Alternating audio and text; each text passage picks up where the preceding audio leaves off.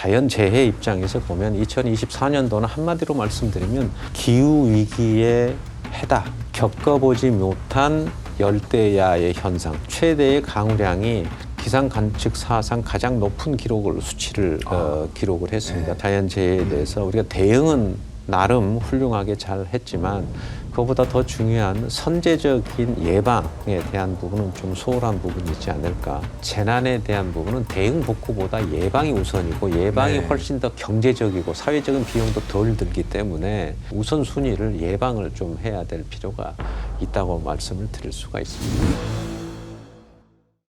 네, 실시간 재난안전정보방송 재난안전119 안전토크 시간입니다. 오늘은 KBS 재난방송 전문위원이시자 대진대학교 총장이신 장석환 교수 모셨습니다. 어서 오십시오. 예, 안녕하십니까. 네. 먼저 축하드립니다. 예, 감사합니다. 전에 나오실 때 제가 건설환경공학부 교수 이렇게 소개하다가 오늘은 대진대학교 총장님 이렇게. 오늘까지는 교수고요. 내일 네. 이제 1월 1일자로 총장. 1월 1일자로 되는 거예요? 그렇습니다. 그렇군요. 예. 방재 전문가가 대학 총장 되는 게 이제 흔치 않을 것 같은데 예. 어떻습니까? 소감 한 말씀 해주시죠. 예, 먼저 영광스러운 자리에 가게 돼서 책임감이 무겁습니다. 그렇지만 이제 요즘에 국가적으로도 그렇고 사회적으로도 그렇고 굉장히 어려운 시기이고 또 특히 이 대학이 이 무한 경쟁의 시대에 돌입돼 있는 그런 시점이 있어서 비단 우리 대진대학교뿐만이 아니고 모든 대학들이 상당히 어려운 과정에서 그렇죠. 그리고 학생들의 그리고 이제 학령 인구의 감소라든지 또 여러 가지 상황들에 있어서 시대적인 요구를 잘 맞춰야 되는 그런 상황이어서 여러 가지 그런 책임감이 좀 무겁다 이렇게 말씀드릴 수가 있겠습니다. 알겠습니다. 오늘이요. 2024년 12월 31일 이제 마지막 날 아닙니까? 예. 그리고 저희가 하고 있는 이 재난안전 119 프로그램도 오늘이 2024년 마지막 편인데 예. 그래서 2024년도에 있었던 여러 가지 재난안전 사고에 대해서 정리를 한번 해봐야 될 것 같아요. 예. 풍수해에 대한 어떤 방제 사업 예. 이런 것들이 굉장히 중요하고 또 이제 총장님께서는 그쪽 분야의 또 전문가시기 때문에 전반적으로 봤을 때 어떻습니까? 지금 이제 사회적인 이제 그런 안전사고가 이제 크게 너무나 큰 대두가 됐지만 우리가 자연재해 입장에서 보면 2024년도는 한마디로 말씀드리면 기후위기의 해다. 이렇게. 기후위기의 해다. 예. 그렇습니다. 이게 이제 기후변화가 굉장히 심화된 것이 나타난 거죠. 첫 번째는 벌써 한 6개월 전이기 때문에 혹시 이 기억에서 좀 사라졌을지는 모르지만 우리가 겪어보지 못한 열대야의 현상, 즉 폭염이 있었습니다. 그래서 이 폭염에 대한 부분들이 좀 심화됐고요. 그것이 이제 열돔 현상이라고 하는.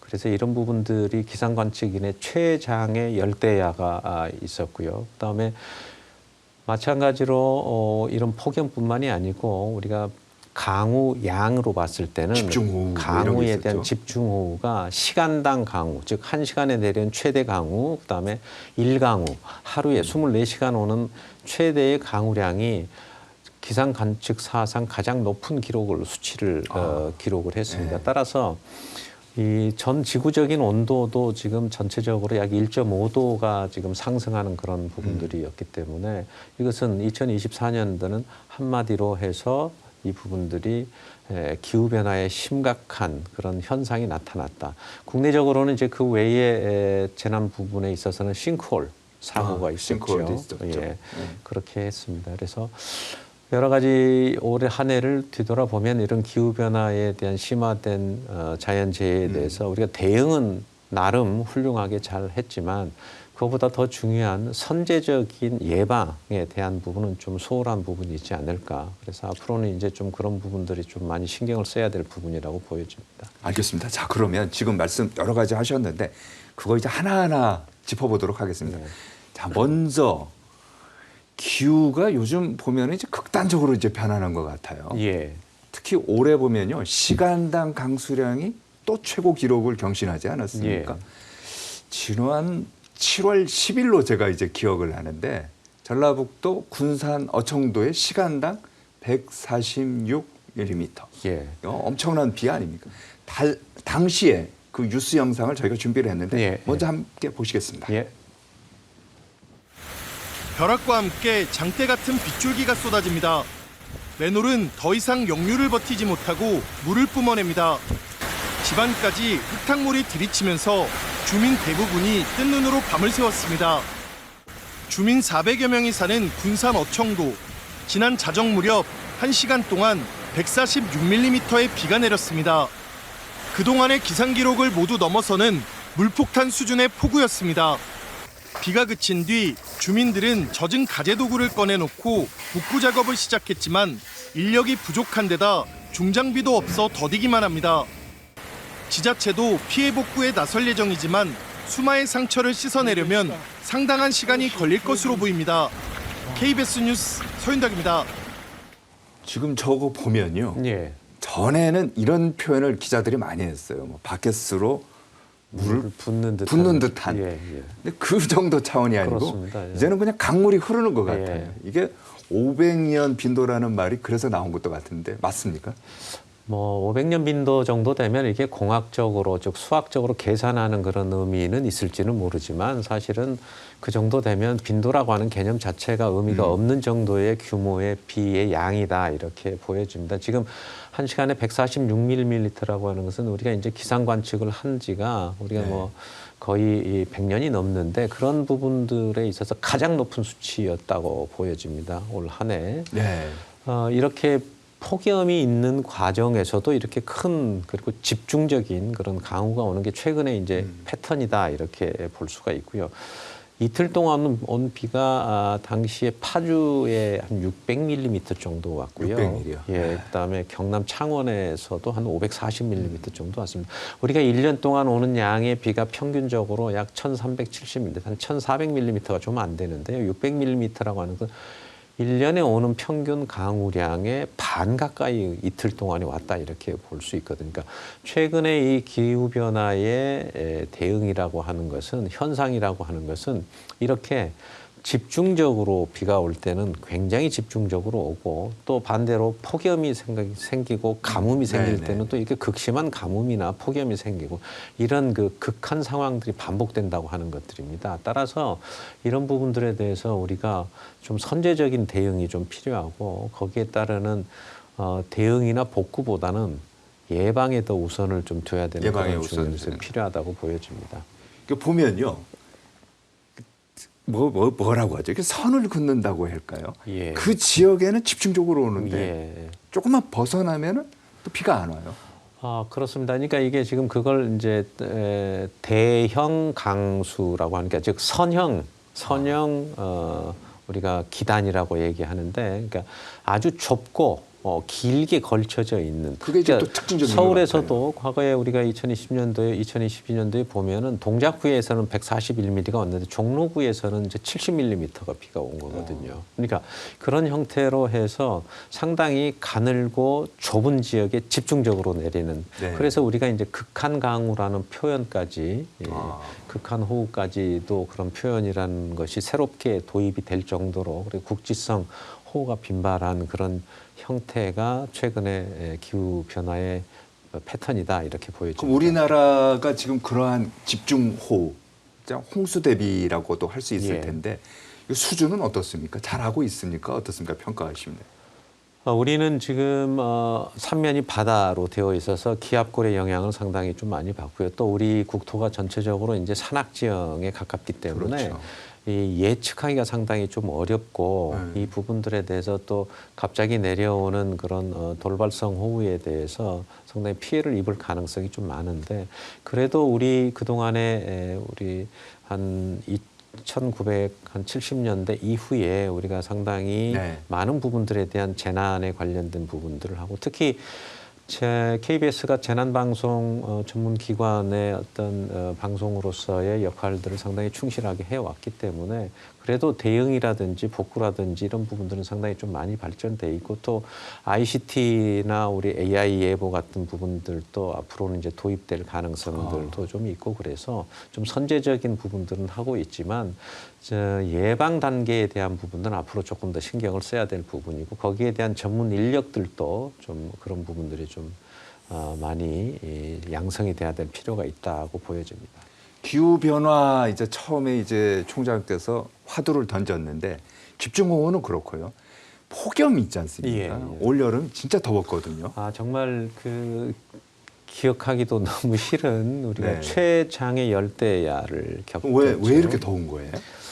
전체적으로 보면 기후 변화에 가장 영향을 많이 받는 게 해수면의 온도라고 보여집니다. 네. 해수면의 온도가 높아지면 전체적으로 지구에 이제 열섬 효과가 생기는데 특히 우리나라는 올해 열돔 현상이라고 그래서 북태평양 고기압하고 열돔이요? 예. 아. 그러니까 열돔이라고 하는 것은 이제 돔 형태로 천장에 지붕이 쌓여 있는 것처럼 열섬의 저 지붕처럼 이렇게 해서 유리 온실 같은 그런 느낌이군요. 그렇습니다. 온실 효과 같은 그런 게 생긴 거죠. 그래서 차고 건조한 공기가 들어올 때 북태평양 고기압하고 그다음에 이제 아주 건조한 그 대륙에서 이제 티벳 고기압의 네. 형태가 두의 고기압이 쌓여 있는 중간에 끼어 있는 이런 형태가 되어 있습니다. 우리나라뿐만이 아니고 사우디 메카는 51도라고 하는 그런 큰 온도에 의해서 약 1,300명 정도가 사망한 그런 정도로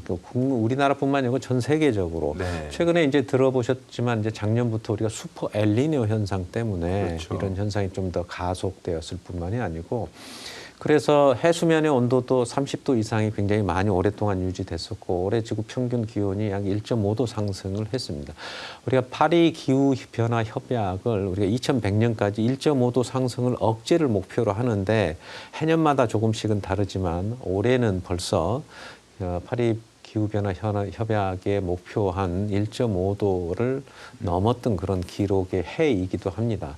따라서 해수면의 온도가 30도 이상이 몇 달 동안 지속이 되고 이런 전체 지구적인 부분이 우리가 국지적으로는 우리나라가 더 영향을 많이 받고 국내 46곳 정도가 하루에 일최고 기온이 상승이 되는 그런 최고의 기록을 경신을 하기도 했습니다. 그래서 네.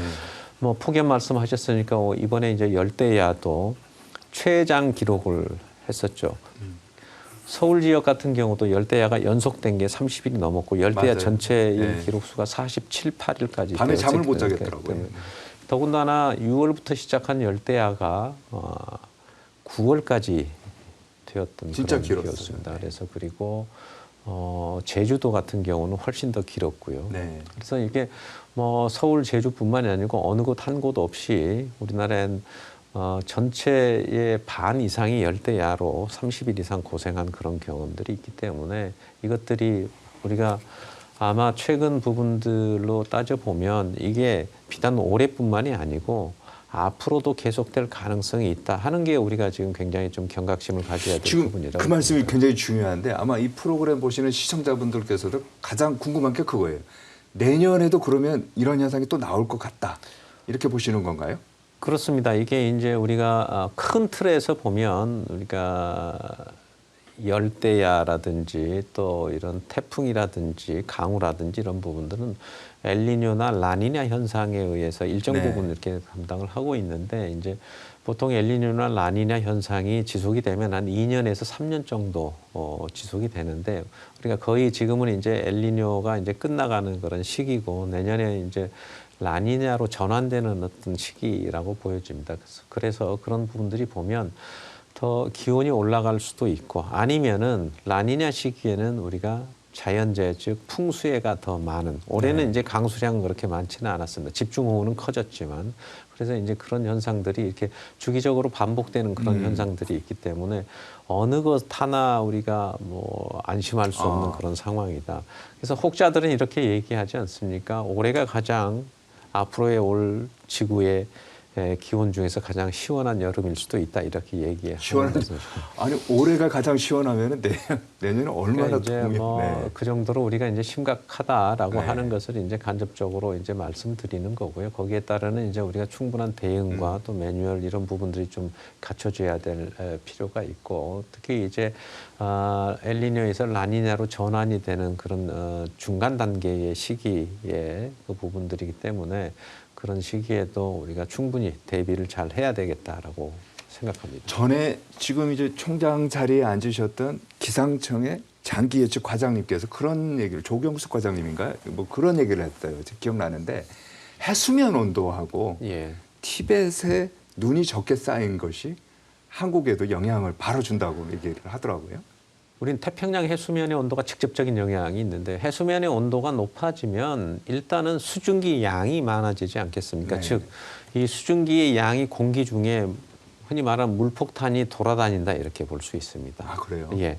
그런데 우리는 태평양의 연안에 있고 우리가 반도이기 때문에 즉 대륙에서 오는 즉 티벳이라든지 북쪽에서 오는 대륙에서 오는 고기압, 건조한 고기압과 습한 저기압의 형태 또 북태평양 고기압에 따라서 딱 만나는 지점이 우리나라에 있기 그렇죠. 때문에 그런 영향을 당연히 많이 받을 수밖에 없고요. 해수면의 온도가 특히 북서태평양의 해수면의 온도는 우리나라의 기온이나 기후에 아주 직접적으로 그리고 또 우리가 흔히 말하는 9월 태풍의 영향 이런 것들도 해수면의 영향하고 직접적으로 받기 때문에 해수면의 영향을 굉장히 많이 받고 있습니다. 저도 이제 연구실에서 우리 대학원생들하고 늘 해수면의 온도와 그다음에 강우 기록 이런 부분들을 항상 뭐 거의 24시간 켜놓고 있다시피 하는데요. 예, 그래서 해수면의 온도는 우리나라에 특히 많은 영향을 줄 가능성이 있다 이렇게 말씀드릴 수가 있습니다.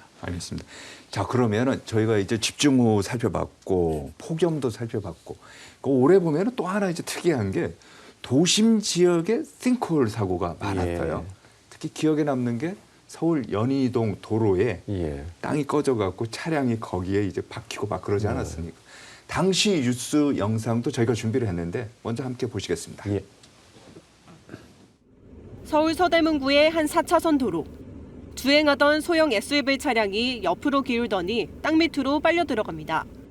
10분 전쯤 달리던 트럭이 갑자기 위로 튀어오르고 뒤이은 차량들도 같은 곳에서 들썩거리며 흔들거립니다. 땅 아래로 거의 들어가 버린 차량. 가로 6m, 세로 4m, 깊이 2.5m 크기의 땅 꺼짐이 발생하며 차량이 빠진 겁니다. 이 사고로 80대 남성 운전자가 중상을 입었고 동승한 70대 여성도 부상을 입었습니다. 사고가 난 현장입니다. 도로가 통제된 상태에서 사고 원인을 파악하기 위한 조사가 이어지고 있습니다. 사고 직후 차량은 견인됐지만 사고 조사를 위해 4개 차로 가운데 일부 차로의 차량 운행이 통제되고 있습니다. 사고가 난 도로는 지난 5월 서울시의 땅 꺼짐 점검에서는 문제가 발견되지 않았습니다. 서울시는 도로에 매설된 가스관과 하수관 등이 사고 원인이었는지를 조사하고 있습니다. KBS 뉴스 윤아림입니다. 보면요, 마른 하늘에 날벼락이라는 말이 있지 않습니까? 그렇습니다. 얼마나 놀랐겠습니까? 여러 가지 뭐 원인이 있겠지만 지금 뭐 밝혀진 게 있습니까? 네, 저 경우는 이제 연희동 싱크홀 같은 경우는 그 주변에 이제 관로 공사의 영향이 일차적인 부분이다 이렇게 봅니다. 싱크홀은 보통 이제 한 3가지 정도의 유형으로 나뉘는데요. 그 원인적인 측면으로 하나는 이제 지질학적인 즉 석회암층이라든지 이런 부분들이 있을 수가 있고요. 지금 이제 그래픽에 나오는 저거 내용이 저런 것 같대요. 단단한 암석이 이제 약한 토사로 지질의 이제 변화가 되면서 그런 영향이 있고 두 번째는 이제 저렇게 이제 관로가 있으면 관로의 노후화로 인한 누수 현상, 현상이 생기면 물이 빠져나가면서 물만 빠져나가는 게 아니라 주변에 있는 흙이 같이 빠져나가기 때문에 그 흙을 통해서 빠져나가는 공간이 생기고 이 공간은 중력에 의해서 윗부분이 점점점 커지는 현상 그리고 위쪽으로 올라가는 현상 때문에 표면까지 올라가서 표면에 일정한 하중이 걸리면은 순식간에 내려앉는 그런 이제 관로 누수의 현상이 있을 수 있고 세 번째는 우리가 지하철 공사라든지 대형 건물을 하기 위해서는 지하 터파기를 깊게 하거든요. 그렇죠. 깊게 하면은 그 부분들에 대한 지하 수위가 변하게 되어 있습니다. 많은 부분들에 그럼 수위가 낮아지면서 공간이 생기고 이 공간들이 똑같은 현상으로 점점 커지는 현상들이 됩니다. 그래서 이번에 지하철 저 부분들은 예, 이제 예. 싱크홀 부분은 저 관로 공사하고 관로 관로의 공사를 하다가. 노후화 현상 때문에 생긴 거고요. 또 하나 이제 부산의 사상구에도 거기도 또 났어요. 예, 네. 났었지 않겠습니까? 그 부분들은 그냥 지하철 공사인데 아. 사상구 자체가 지질적으로 모래 지반이 굉장히 많은 지역입니다. 저게 이제 사상구가 이제 모래사자의 사상구인데요. 아. 그래서 그 지질적인 측면과 그다음에 지하철 공사로 인한 지하 수위의 변화 이런 두 가지 원인으로 그렇게 되어 있습니다. 저 부분이 지금 화면에 나온 부분이 지금 지하철 사고 저기 뭐 현장이었습니다. 쑥쑥쑥쑥 들어가네요. 예, 저기 뭐 위에 이제 철판을 덧대서 임시로 하고 있지만 계속 예. 지금 옆에 지금 싱크홀이 생기는 그런 것들을 보여주지 않고 있습니다. 심각하네요. 예. 근데 이제 싱크홀이라고 하는 것 자체가 전조 증상이 참 어려워요. 왜냐하면 지하 공간은 굉장히 커지고 있는데 아스팔트라고 하는 것과 시멘트라고 하는 그 일정 부분의 그 강도와 그 인장력이 있기 때문에 어느 순간 힘을 최대한 받기 이전까지는 그대로 유지되는 현상이 그렇죠. 있습니다. 그래서 전조 현상이 상당히 어렵지만 그럼에도 불구하고 지금 뉴스에서 그 화면에서 보셨다시피 한 10분 전, 한 1-20분 전, 한 1시간 전에는 집안이 이렇게 변형이 되는 울퉁불퉁해지는 현상들이 네네네. 생기거나 균열이 가는 현상들이 보이기 때문에 유심히 살펴보면 충분히 그것을 발견할 수 있고 그런 부분이 발견이 된다면 주변에 알리거나 빨리 그 부분들 조치할 수 있는 그런 상황들을 만들어야 될 부분들이 꼭 필요하다고 보여집니다. 그러니까 발생이 되면은 뭐 당장 어떻게 할 수는 없지만 미리 예방 차원에서요. 예. 이런 건 어때요? 보면은 지하에 상하수도관이 또 관로가 있다는 건 예. 알고 있을 거고요. 그렇다면 설계 도면도 있을 거고. 예. 그러면 이거를 공개하거나 아니면은 뭐 전산화 작업을 해갖고 이 지역에는 위험하다. 예, 노후관이 예. 지금 한 30년 됐다. 예. 여기 뭐 조심해라. 라든지 아니면은 미리 뭐 파갖고 관로를 교체를 한다든지. 뭐 이런 작업을 해야 되는 거 아닙니까? 지금 굉장히 중요한 말씀을 하셨는데 그게 이제 집안 위험 지도라고 하는 겁니다. 그러니까 우리 지하에는 특히 이제 최근에는 뭐 지하 도시를 건설할 정도로 뭐 지하의 활용을 많이 하고 지하철부터 건물들은 또 대형화되기 때문에 터파기를 깊이 해야 되고 우리 네. GTX 같은 경우도 지금 지하 50m 이하를 파고 들어가는 그런 현상이거든요. 그러니까 그런 부분들로 보면은 집안 위험 지도를 거기에 이제 아까 말씀드렸던 관로, 네. 그다음에 공사 이력, 그다음에 지하 터파기 그리고 대단히 중요한 건 그 지점의 지하 수위까지를 해서 평가를 해서 그 부분들이 지금 어느 정도의 위험성이 있다고 하는 것들을 만들어서 그걸 전국에 그걸 집안 위험 지도를 만들면 우리가 도시 계획을 한다든지 그다음에 건물에 대한 인허가 사항을 할 때 이 지역은 싱크홀의 위험성이 높은 A등급이다 혹은 뭐 B등급이다 이렇게 되면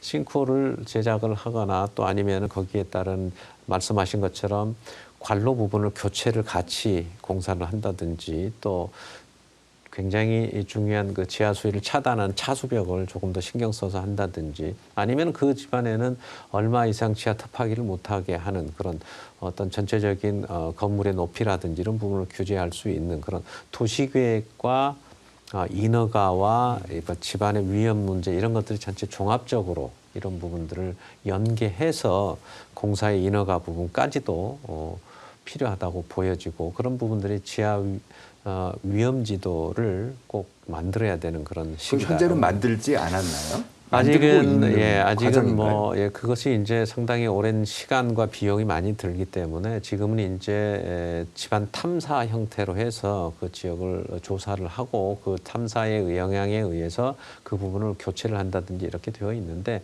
집안 탐사라고 하는 것 자체가 우리가 이제 엑스레이 투시기 같은 거기 때문에 네. 그 지역을 탐사를 해도 바로 옆에 있는 불과 한 1-20m 옆에 있는 지역에도 지금 연희동 싱크홀처럼 바로 5개월 전에 거기 탐사를 했는데도 불구하고 바로 옆에 있는 그 지역에 있는 놓쳤군요. 공동을 발견을 못하는 그런 상황도 있기 때문에 전체적인 그런 평가를 할 필요가 있다고 보여집니다. 네. 자, 그러면 싱크홀에 대비한 행동 요령이라고 할까요? 이런 건 어떤 게 있습니까? 조금 전에도 말씀드렸지만 싱크홀은 전조 증상이 상당히 빠른 시간 내에 바로 전조 증상이요? 직전에 일어나기 때문에 저 그래픽에 나오네요. 예. 제가 한번 그래서, 읽어보겠습니다. 예. 도로가 이제 울퉁불퉁해지거나 땅 표면이 뒤틀린다. 갑자기 물이 솟아나거나 비가 오지 않았는데도 도로가 젖어 있다. 도로 위에 시설물이 한쪽으로 치우쳐 있다. 뭐 이런 게 이제 땅꺼짐 전조 증상이다. 이렇게 보네요. 예. 그 화면에 조금 전에 보셨듯이 그러니까 연희동 싱크홀 같은 경우도 한 10분 전에 네. 굉장히 땅이 울퉁불퉁해져서 차가 흔들리는 모습을 보였지 않겠습니까? 네. 이제 그런 경우는 반드시 아래에 저런 공동 현상이 생겼다라고 확신을 할 수가 있는 부분이고요. 갑자기 물이 솟아나거나 비가 오지 않았는데 물이 나왔다고 하는 것은 관로에 의해서 누수가 된 현상이다 이렇게 볼 수 있겠습니다. 즉 관로에 의한 누수가 나면 그 부분들이 이제 위로 솟구치면서 또 땅 표면이 젖을 수 있는데 그렇게 될 정도면은 이미 관 주변에 있는 흙은 유실돼서 공간이 생길 가능성이 많다라고 네. 하는 부분이기 때문에 저 부분도 검토를 해야 될 부분이라고 보여집니다. 그리고 우리가 지하철 공사를 한다든지 주변에 동네에서 이렇게 네. 큰 공사를 터파기를 할 때 보면 인도라든지 차도에 크랙이 가거나 균열이 가거나 이렇게 좀 약간 이렇게 기울어진 현상들이 네, 보여요. 네. 그것은 100% 다 지하 수위가 빠져나가는 거, 흙이 지하 수위에 있는 부분이 빠져나간 만큼 이렇게 눌려 앉은 거거든요. 따라서 그런 부분들에 대해서는 계측을 통해서 어느 정도 한 부분인지를 반드시 체크하고 아마 시청자 여러분들께서도 주변에 공사장이 있는 부분들이 있을 경우에는 반드시 관심 있게 지켜보셔야 되는 네. 부분들이 저 부분이에요. 그래서 저런 부분이 생기면 공사장 관계자뿐만이 아니고 시청이나 구청의 담당자분들한테 반드시 이 지역에 싱크홀의 위험이 있는지를 점검을 해달라고 요청을 하고 네, 점검하는 네. 방법은 요즘에는 이제 계측기가 잘 발달해 있기 때문에 얼마 이상, 즉 땅이 기울어진다든지 땅이 뒤틀린다든지 뭐 밀려 나온다든지 밀려 들어간다든지 이런 것들을 계측을 통해서 실시간으로 받을 수 있기 때문에 그런 부분들을 반드시 계측을 해서 그 결과도 우리 주민들한테도 공개하고 관리 감독자들도 그것들에 대한 것들을 같이 공유해서 예방을 할 필요가 있다 이렇게 네. 보여집니다. 자, 기후 대응댐 얘기도 좀 해봐야 될 것 같습니다. 왜냐하면 정부, 특히 이제 환경부가 발표를 했어요. 예. 전국에 이제 14곳에다가 기후 대응댐을 건설을 해야 된다. 그 이유는 보면은 기후 위기에 따라서 좀 전에 이제 말씀하신 집중호우라든지 또 극심한 가뭄이 또 있지 예. 않습니까? 그래서 이렇게 필요하다고 하는데 일부 지역에서는 또 반발도 있는 것 같아요. 예. 지금 어떻게 진행되고 있습니까?